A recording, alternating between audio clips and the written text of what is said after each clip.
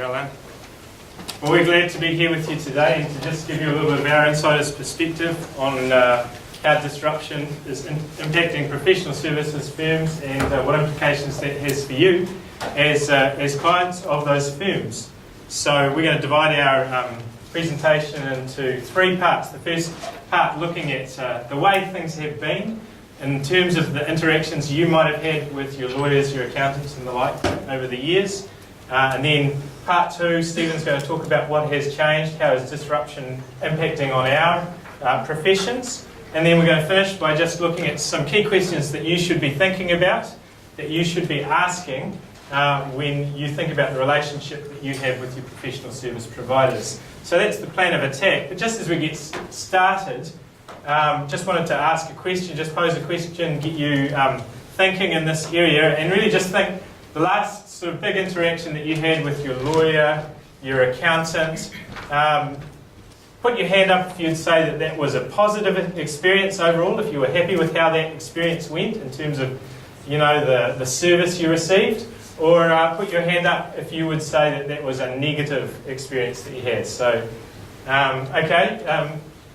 I think I saw more negative than positive, and that's interesting. So just what we want to be thinking about that as we go through these slides. What made it positive or what made it negative, and how might it have been different?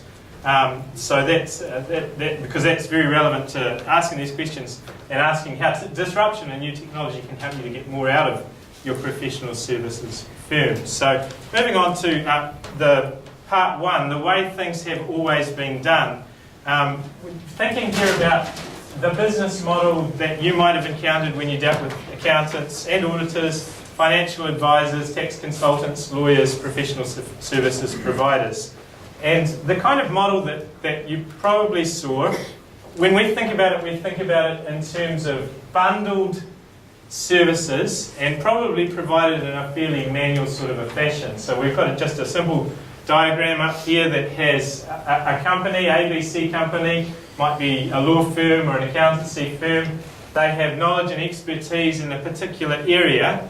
And traditionally over the last, if you would go back more than 10 years probably, in terms of your choices, if you needed help with an accountancy matter or a legal matter, there's a range of services that were pretty tightly tied with that profession. And then if you think about how those services were performed, thinking about your interaction with your law firm, so that law firm, typically you'd sort of go through the partners of the firm and make your way through them, come to them with your problem. They would get the employees of the firm to provide those services to you. Probably in a fairly manual fashion, things dictated, sent to secretaries, typed out, and sort of done, to a large degree, done again for every different matter that they're assisting you with. And the key point, though, with that really is that if you needed help with those kind of issues, for a small matter, you might do it yourself. You might take the risk and say, yeah, I don't need a lawyer for this, it's not that important to me. But for anything of significance, you probably felt, okay, I have no choice. If I want help in this area, I have to go to my lawyer, I have to go to my accountant, I have to go to my financial advisor. They're the only people who can give me this kind of assistance. So services bundled together with those particular professions. And that's traditionally probably the way it's been for many years. So just in terms of, again, thinking about your interaction with professional services providers, does that sort of ring true to you? Would that be the way that you've seen it in terms of the interaction that you've had with your service providers, professional services?